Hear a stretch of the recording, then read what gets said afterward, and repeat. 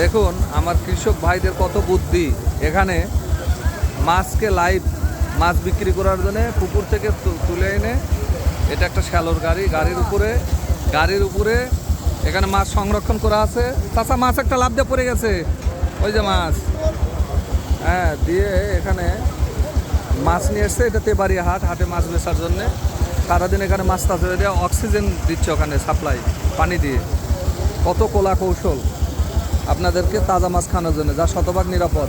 তাছাড়া এই মাছ সংরক্ষণ করে রাখার জন্যে আমাদেরকে ফরমালিন ব্যবহার করতে হতো আগে, এখন আর কোনো ফরমালিন নেই। এখানে অক্সিজেন দিয়ে এখানে মাছ সংরক্ষণ করা আছে। এটা লাইভ ফিশ, একটা পুকুর তৈরি করা হয়েছে এখানে। দেখেন, খেয়াল করে দেখেন, এটা একটা শ্যালোর গাড়ি। এই শ্যালোর গাড়িতে সুন্দর করে মাছ সংরক্ষণ করা আছে এবং এখানকার পানি এখানেই পড়তেছে। পড়ার কারণে এখানে প্রচুর পরিমাণে এয়ার বাবল তৈরি হচ্ছে এবং অক্সিজেন তৈরি হচ্ছে। অক্সিজেনের মাধ্যমে এই মাছগুলো এখানে তাজা আছে। এখানে প্রচুর মাছ। এখানে এই যে মাছ, এই মাছগুলো এখন বাজারে বিক্রি হবে সারাদিন ভর। এখানে মাছ তাজা থাকবে, এই যে মাছগুলো এখানে তাজা থাকবে। এটাই হচ্ছে আমাদের প্রায়োগিক বিজ্ঞান বা ফলিত বিজ্ঞান, কৃষকদের, মৎস্য চাষিদের এটা আবিষ্কার। এটাই হলো আমাদের বাস্তবতা। বাহ, এই যে দেখুন কি শব্দ, এই যে মাছ।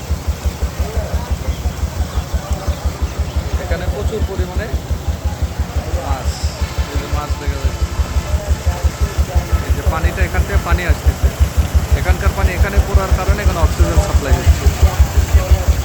এটা একটা শ্যালোর গাড়ি, এটাও আমাদের বাঙালিদের তৈরি। এখানে তিরপল দেওয়া আছে, যে তিরপলের ভিতর যে যাতে পানিটা লিক করে না বাইরে চলে যায়।